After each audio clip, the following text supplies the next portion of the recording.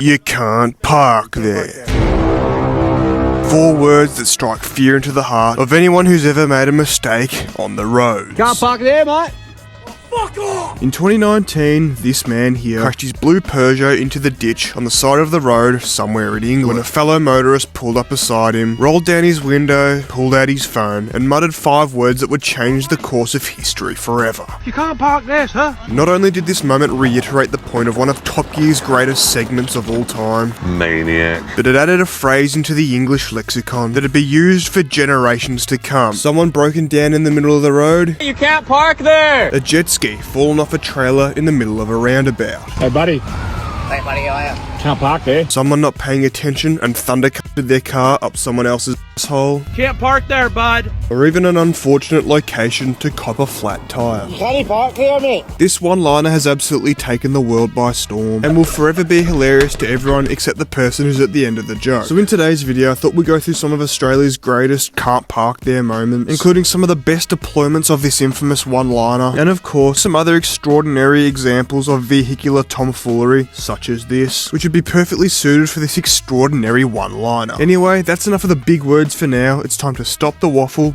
and let's get into it. And I thought I'd strike while the iron was hot with this one here that happened just 2 weeks ago at the point of this recording. The Brisbane Toyota Yaris bust up.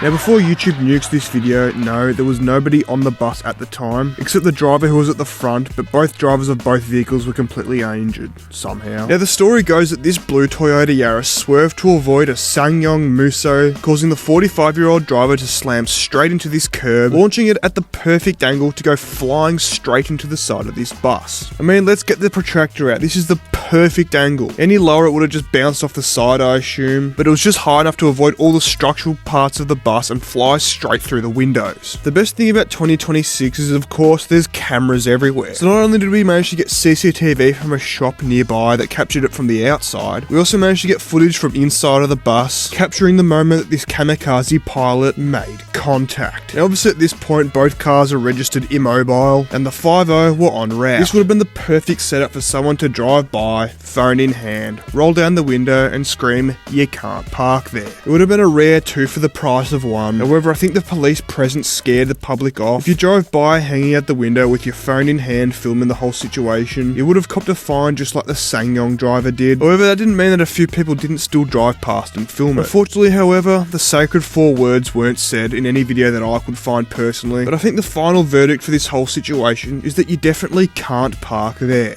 Moving on. Now before we move on to our next one, I gotta thank today's sponsor. Just kidding, they can f*** off. I wouldn't take their money, but they certainly don't hesitate to take mine. More than half of you that watch these videos aren't subscribed, so if you can be bothered, press these 2 buttons. It really helps me out. Back to the video. This next one I like to call the French fountain fiasco. A French man was delivering for Uber Eats in Sydney, and all of a sudden he got lost next to the Hyde Park fountain, put his rental car in reverse, jammed the accelerator, and bounced it up over the side into the fountain. As you can see here from the news coverage, it's a pretty ridiculous situation for this man to have got himself into. But don't worry, it gets even more ridiculous. When the police arrived at about 3 AM, they popped the question, what the f happened? And he answered with a story that's as old as time. Telling officers his GPS told him to drive through instead of around Hyde Park. Once again proving this Top Gear segment as extremely accurate. it's weird, isn't it? You hear stories all the time about idiots who, I was following the satellite navigation and I drove off a cliff. But the GPS didn't actually tell him to drive into the fountain, it just took him into Hyde Park. My assumption is he must have had it on walking or bicycle mode, realised he was up Shit's Creek, put it in reverse, and the rest was history. Now obviously you can't park there, there's no question about it. It's unbelievable how someone could drive through all this and end up in this fountain. Just doesn't make sense. Hell yeah, brother. Now as this news story and investigation goes on, more and more details are revealed. Apparently the only reason the police were called in the first place is because the man was spotted, sat down at the fountain next to the car, eating the McDonald's order that he was supposed to be delivering. We'll get back to that in a bit. I think it's also important to mention that the rental company is called nobirds.com.au. If you keep up this style of driving, you will be getting no birds.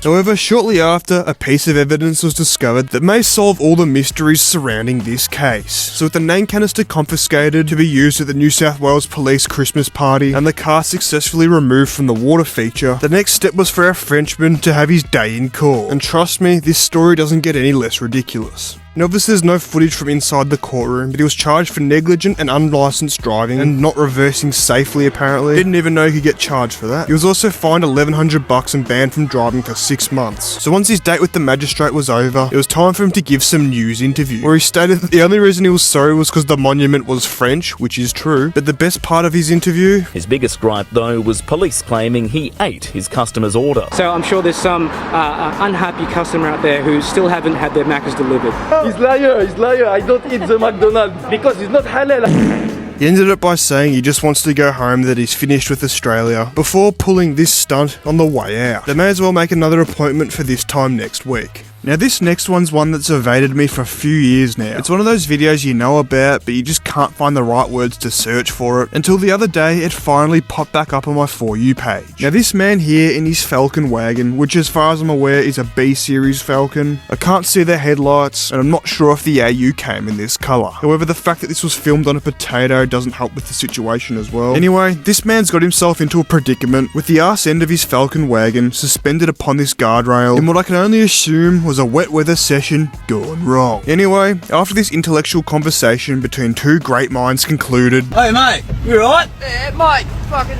couldn't give us a bloody tow out, mate. Could you by any chance? What happened? Oh, well, I've wedged her on this bloody fucking rail here, mate. I don't know. I'll be honest with you. I was facing that way, and I've ended up facing this way. Bloody screwed, mate. See what we can do for you. My prediction is that the cameraman would have pulled him off and then hopefully got some straps around the car to remove it from the guardrail. Now next up I want to talk about one of my favourite videos of all time. As you all know, the arch nemesis of the worn out factory LSD in the Ford AU Falcon is the roundabout. When this limited slip diff turns into an unlimited slip diff, after years of abuse and barely any oil changes, the results could be quite spectacular. And there's no greater example than this video right here, where this beautiful silver XR6 hangs it around this roundabout, the LSD shoots itself, spitting the beast off straight through this guy's fence and into his boat. Now the verdict on this one is that you absolutely can't park there, but these two videos were taken before this phrase was made mainstream, so unfortunately no one thought to dish it out. Next up we're going to talk about the police. Now if there's anyone who can tell you when and where you can't park, it's the coppers. Can't park there, sir.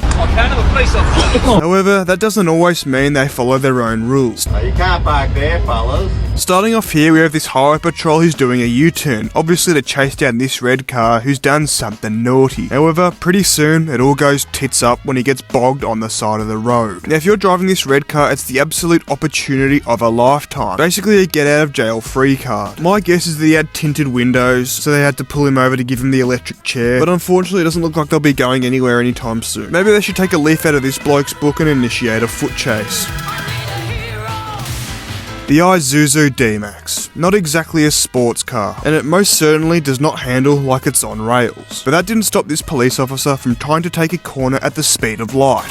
Now I think the verdict here is that you obviously cannot park here. It's too close to this Lexus, you won't be able to get the back doors open. You're also blocking the driveway, which you've just crumbled. And a quick check of the comment section confirms my suspicions. However, this isn't the first case of this happening. In 2024, the same thing happened. Remarkably, it's not the first time something like this has happened here. Back in 2024, a police car took out the front fence of the same home. Will we get a hat trick? Only time will tell. Then of course we have the infamous instance of this police Camry getting bogged on a beach at Esperance in WA. Luckily this man was here to tug him off on the beach, and then after he strapped the car to his and pulled him out of the sand. Rumour has it after they were successfully freed from the sand, due to the fact he had 33-inch tyres, he was drawn and quartered, 3 generations of his family were sent to hard labour for life, and he was given a defect notice. These cops should have known out of anyone that you can't park there. However, that didn't stop him from trying and succeeding. Now the other night I was sitting in my lair and I was pondering. I thought to myself, what's the worst place you could possibly park? And then it hit me like a train. The train tracks. Out of all places, this has got to be the biggest can't park there location of all time. And as it turns out, this police car that ended up on the train tracks has a story to it. Now this took place in Mount Druitt, and if you've watched enough Spanion, you know exactly what that means. As it turns out, rather unsurprisingly, this police car was chasing down an unregistered dirt bike riding down the street, which believe it or not isn't exactly the rarest sight to be seen in Mount Druitt. So naturally, when the police tried chasing him down, Casey Stoner pinned it.